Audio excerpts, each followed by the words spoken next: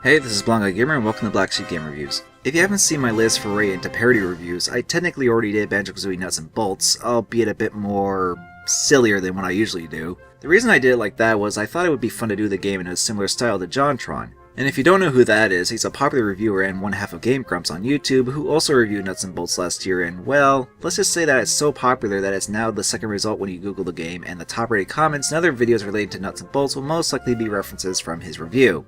If they aren't fuck Microsoft ones anyway. That and even simply mentioning the game itself is enough to have people quoting JonTron. Not to say that I don't like JonTron, I actually do like his over-the-top videos. It's just that his Nuts and Bolts videos seem a bit on the skimpy sides of things for someone like me that actually extensively played the game. But that's just how John reviews things anyway, so I'm not really complaining. I figured that since I was most likely going to get JonTron references in the comments of the review anyway, I figured I'd go past just mentioning him and do the whole thing with a little bit of JonTron flair added to it. If you're wondering why I'm even doing another video on this game when I sort of reviewed it in the parody style anyway, it's because I feel like I want to also give a more straightforward and honest review on the game. Needless to say, this will be a more simplified and shorter video compared to my others. As well as I won't try and repeat myself too much and just stick with what I thought of the game. If you want a more entertaining, or at least I hope you can find an entertaining review, then go see the other video. Plus, even when I make exaggerated parody reviews, I still tend to cover the games anyway. Force of habit, I suppose.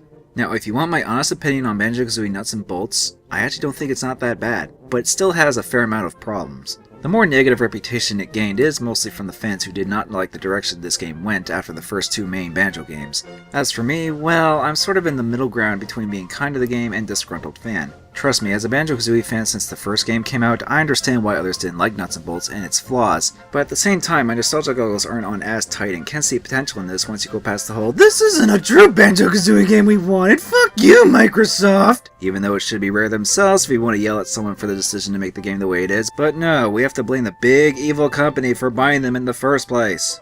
Sorry, pet peeve aside, it still makes it difficult for me to purely review Nuts and Bolts since I'm pretty torn on the game. Sure, it's easy to make fun of, as JonTron in my last video clearly proved, but this is one of the most mixed feeling games I've played and makes it tricky to judge whether the game is good or bad. But I'll still try just for the sake of reviewing one of the most definitive black sheeps of this gaming generation, both from a series and standalone game point. I suppose I'll start with what I like, one being the presentation. Rare definitely put a lot of work into the look of the game, from the large open worlds to the colorful, highly detailed textures, and while the character designs are a mixed bag with its more angular aesthetic to complement the blocky vehicle aspect, they are animated well and have personality. Even in standard AV definition, the game still looks good, but it's all the more reason I wish I could record games in high definition at the moment, as my Dazzle capture card doesn't do it justice. The music from series veteran Grant Kirkhope with additional help from Robin Beanland and David Klinik rounds off the presentation very well with great remixes of classic banjo songs and other similar sounding tunes. It's at least a good send-off for Grant as he left Rare after this game. The sound retains the classic Banjo-Kazooie noises as well, including the noise speak for characters, though limited to short sound bites now. What I also like is building vehicles. Yes, really.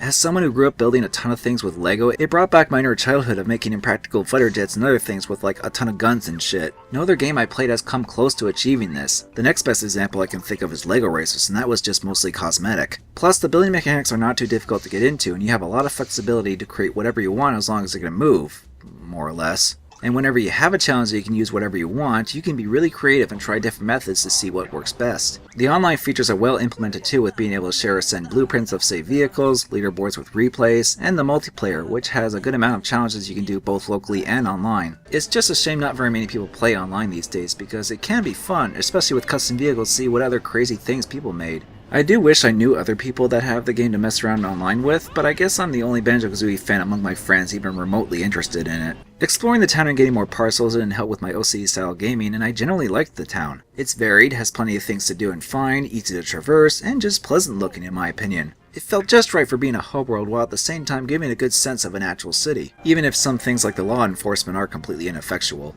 Now for what I don't like. The physics. Even for someone that played the game off and on since it was released, it still felt like I was constantly fighting with the game's engine more than the competition's. Moving and picking up things can be a hassle, hitting anything can throw you off, and maneuvering on inclines will more than likely cause you to ask how the hell Rare thought the physics were acceptable the way they were. Granted, it doesn't make the game unplayable, just a hassle to adjust with. The controls do at least work well enough, but steering can be somewhat detrimental because of the physics. While I have said the presentation was good, the same can't exactly be said as highly for the performance. The load times are fairly long and frequent, and sounds can glitch every so often in town.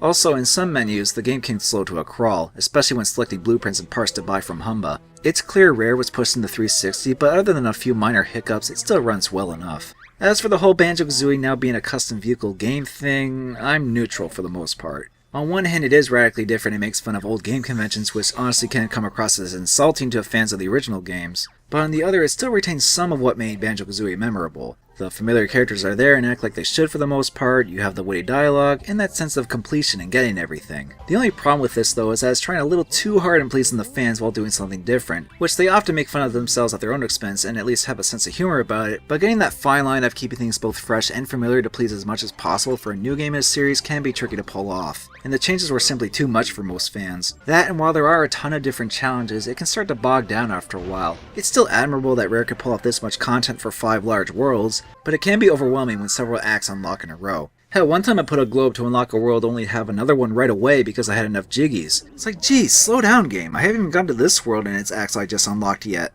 On the underwhelming side of things are the amount of characters, which I'm nitpicking because the previous games had quite a few. Here it's mostly old characters playing different roles in each world, with only a couple new characters filling in the rest. It probably would have helped to maybe include some other characters specific to each world, not just recycle characters for all the challenges. But even with that, the game will at least give you good value. Even back when it came out, it was $40, so with that and the DLC, I still paid less than a full price game for the over 40 hours of gameplay and 100% completion I put into it. I did get my money's worth, even if some of the game was frustrating. Also, back then I pre-ordered the game and got a voucher for an early access to the Xbox Live Arcade version of the first Banjo-Kazooie, which even reused the stop and swap feature to unlock content in nuts and bolts. Although it's just vehicle parts, but hey, at least it's something if you have both games. So, would I recommend nuts and bolts? I guess it's up to you, really. If you're willing to look past the fan backlash and try out something a little more different on the creative side of things, then maybe. However, it is a bit of a clunky game, and if you're a fan of the previous Banjo-Kazooie games, well, you probably already hate this without even playing it. If you decide to, then be prepared for a video game equivalent of a midlife crisis for a game series. In the games I played scale, I put this above Earthworm Jim 3D, but just below Guide by the Ghoulies. Although this game is relatively cheap these days, and you can download or find the game for under $20 if you're willing to give it a shot.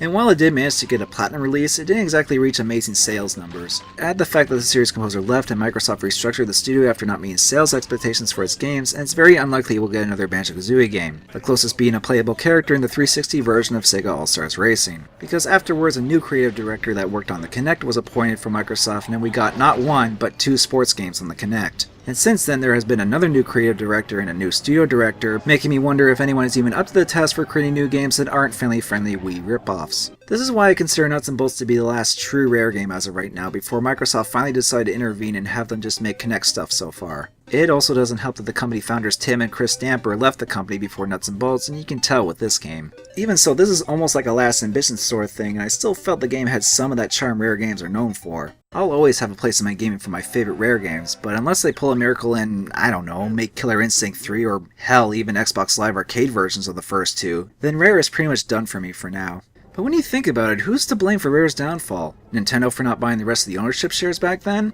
Microsoft for even buying them in the first place, and Rare's types of games not selling as much as they wanted to on their consoles? Rare themselves for the decisions they made? We can play the blame game all we want, but it doesn't change what Rare has become now after Nuts and Bolts. Hate to end this on a bit of a depressing note, but there is a planned spiritual successor to Banjo-Tooie from ex-core members of the original Banjo team, so there's that at least. As for what my next Black Sheep game review will be, well, I think I'll come up with something that will help me decide. Until then, thanks for listening to me ramble on even more about this game.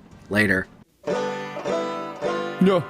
I'm going up again, I'm to the top, I'ma get there and I ain't gonna stop.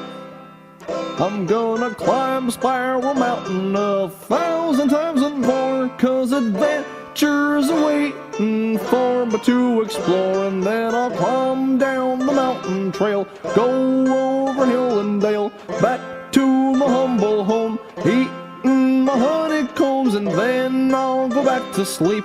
Wake up in the morning and I'll grab Kazooie and shout wahoo! And hey Kazooie, wake up, it's morning.